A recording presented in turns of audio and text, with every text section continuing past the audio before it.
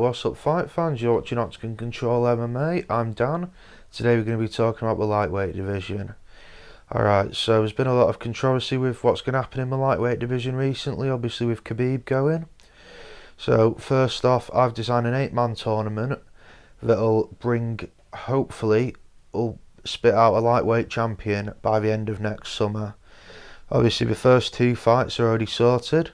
So that's Ferguson, Oliveira and McGregor Poirier in January.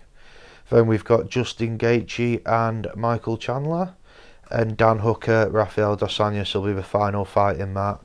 Obviously the winners of McGregor Poirier will fight winner of Oliveira Ferguson.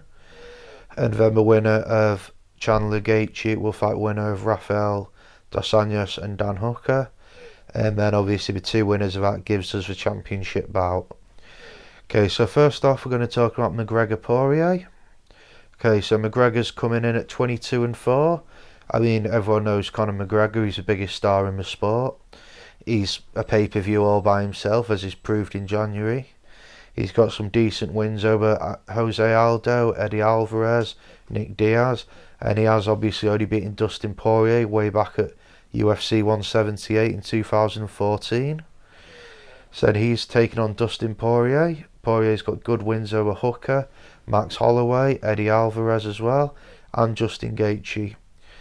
Okay, so how I think this fight's going to go. I really think Poirier's going to win this one. I know the odds aren't saying that, but I think Poirier just cares about it more, to be honest. And I'm not saying McGregor's not taking it seriously, because I'm sure he is. But Poirier, this is his life.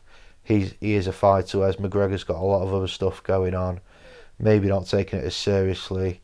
And I think Dustin Poirier, you can't compare him to 2014 Dustin Poirier. He's improved a lot. This will be a very exciting fight. It'll be all stand-up. I'd be very surprised to see any sort of takedown in this one. And I reckon Poirier will get the finish round 2 or 3. It'll either be a straight knockout or knockdown to ground and pound, possibly a rear naked choke if he gets him to the ground. Yeah, so that's the first fight. Ferguson Oliveira, that's coming up this weekend. I'm very excited for this one.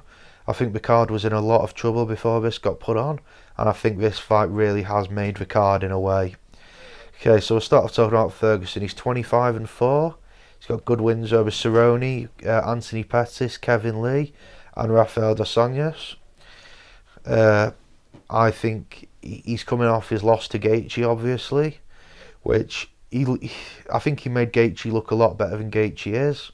So, and I think this is very important for Ferguson to win.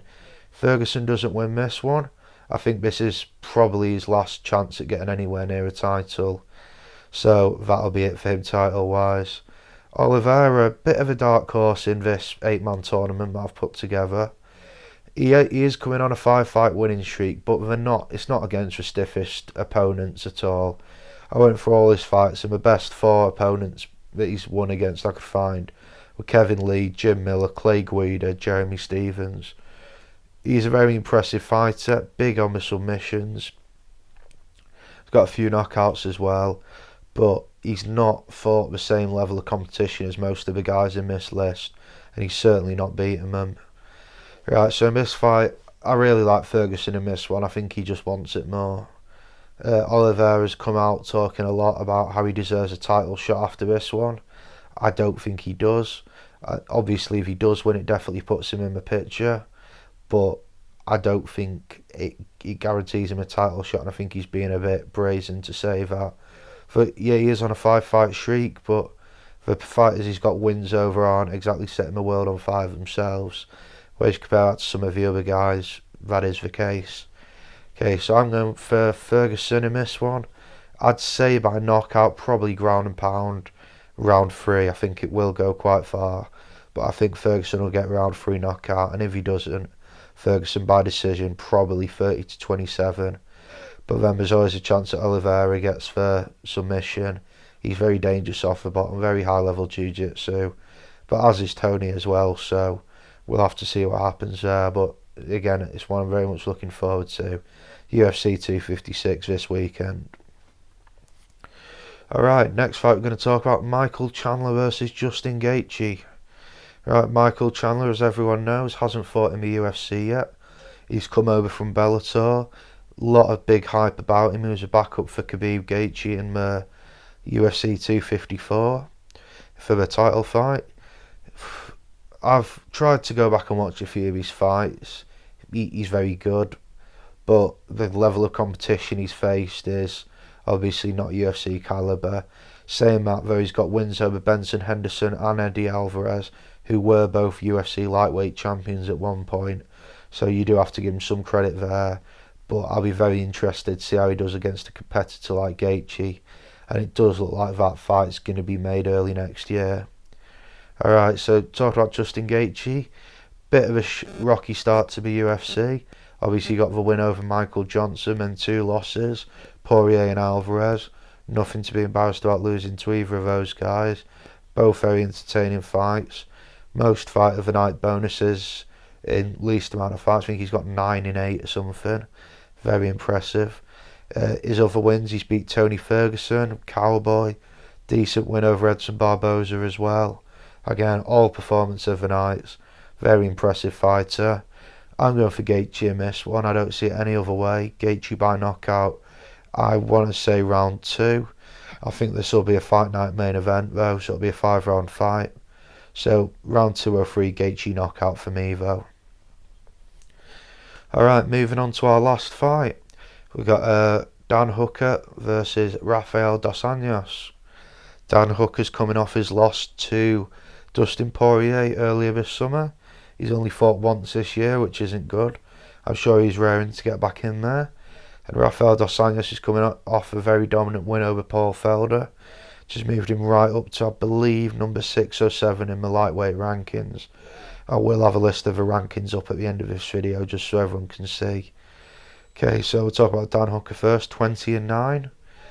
Wins over Paul Felder, Ally Quinter, Gilbert Burns and James Vick. All very decent fighters.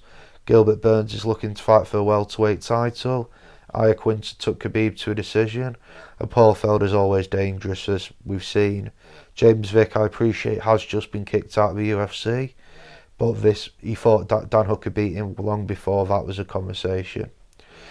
Dos Anjos, he's got wins over Benson Henderson, Anthony Pettis, Diaz, and someone else. He's beat Robbie Lawler as well, which is very good. Robbie Lawler's not the fighter he used to be either, though, which is unfortunate because he has always been one of my favourites, but he's definitely on his way out. And I think we could be losing him in this latest round of cuts that Dana's been talking about. I think this is the closest fight out of the 4 for me. I really don't know how to call it. I'm going to give it to Dos Anjos just because I think he's got an advantage on the ground. I think Dan Hooker's a very good striker, very long striker, 75-inch reach, compared to Dos Anjos' 70-inch reach. I'd give the advantage to Dan Hooker on the feet, but Dos Anjos' ground game, his clinch work, I think he's going to take it. Again, this will be a fight night main event, so 5-round fight. Dos Anjos by decision I'm going for. I think that's what I'm going to see here. Alright, so if what I think comes to fruition, the semi-finals of this tournament will be Poirier versus Ferguson, which we're meant to see earlier this year anyway. Very curious to see how that fight would go. I don't want to call a winner on it just yet. And the other semi-final would be Dos Anjos and Gaethje. And again, I think that'll be a very exciting fight. We'll be looking at how Gaethje's takedown defence does against Dos Anjos' wrestling and grappling. And we'll take it from there. Then obviously the championship bout will be fought between the winner of those 2 fights. I'm not going to make a prediction on that just yet. Like I say, Michael Chandler, Justin Gaethje looks like it's going to be made early next year. And I think Dan Hooker, Dos Anjos just makes sense to round out an 8-man tournament. I'd be very surprised if I wouldn't be surprised. I wouldn't like it if they put a title fight on the winner of McGregor, Poirier and Ferguson, Oliveira. I think there's 4 more people who have got every right to have a pop at that. And then, obviously, for the first title defence, you've got the loser of the other semi-final. And then the division's very strong, basically. and I think it's going to be very exciting for a long time to come. None of these guys are massively old. Most of them are around 30-ish, 31, 32. Obviously, Dos Anjos and Tony Ferguson are a bit older. They're both 36. And I think the next couple of fights are going to be their last big runs at titles.